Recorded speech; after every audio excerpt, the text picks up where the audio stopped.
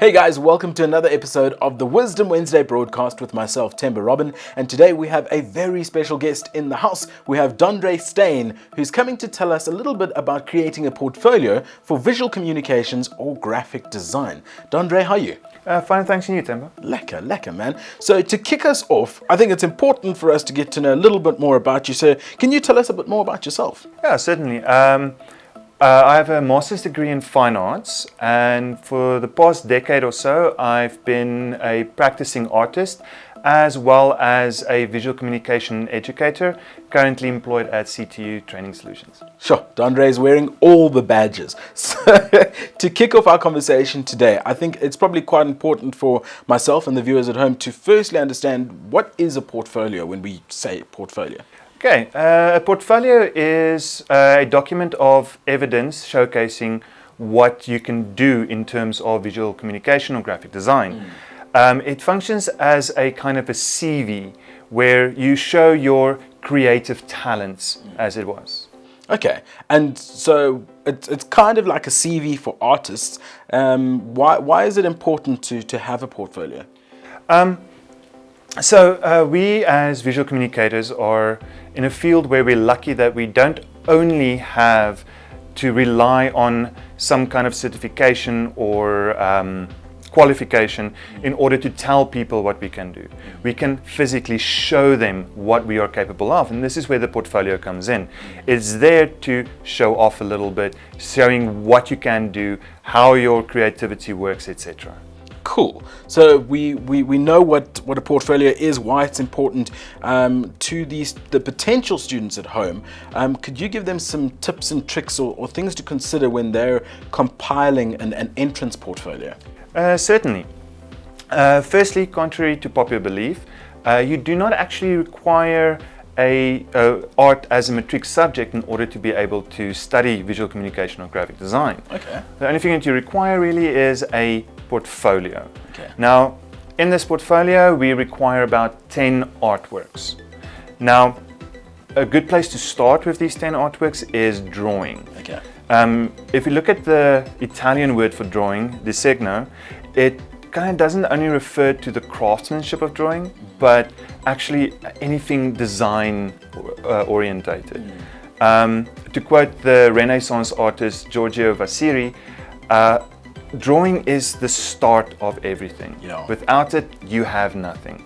And if you think about it, everything that we engage with, from the buildings that we live in, the chair we're sitting in, even the device that we're... Cars. Yeah, everything is started with a drawing.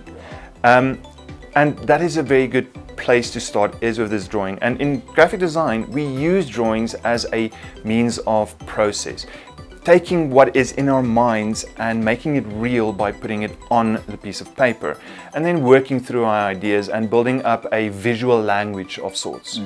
But it doesn't only end there.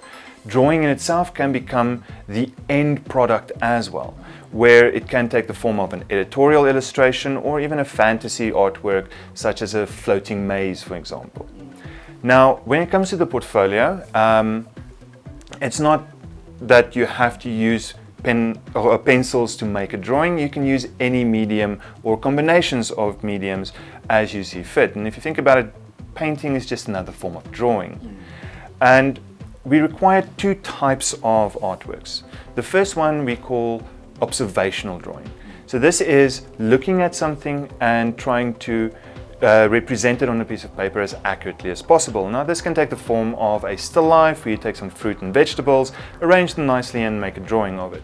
Or you can look at your environment, either a natural environment or a built environment, where we use perspective to create the illusion of three-dimensional depth on a two-dimensional surface, such as a piece of paper. Or alternatively, life sketching, where we do figure studies and you just draw people as they go about in their daily lives, or focusing on a hand or a face or something like that, just to showcase that you can accurately represent reality. The second one we have is what we call creative art. Now, creative art is a little bit more about communicating a message or telling a story of sorts. Now here, it can be anything, such as using social media or commenting on how social media informs how we see ourselves in our current situation, or even how we engage with information in the digital age, or alternatively just showing us the stories that we all know and love. Yeah. Wow, you've got the potential to make a really robust portfolio. You're not locked into doing anything specific. You can have a bit of fun with it. Yeah, certainly. Cool. So before we wrap it up, I think for the viewers at home, we are going to ask Dondre to dive into his treasure chest of knowledge and maybe give us a top tip from the Dondre Vault. What can you tell us? Well, in my experience, drawing is a skill and anybody can learn to draw. The only requirement is a willingness to try. And that's what I would say for these portfolios, is to try and show off a little bit. Show us what you are capable of doing. Yeah, I like that. That's a cool top tip. So drawing is a skill that you can learn. I think I'm going to try. I hope Dondre's got many hours to try and teach me. But if this is something that interests you, go and check it out on the CTU website. But from myself here, Temba Robin, and Dondre, thanks for coming. Thank you so much, Emma.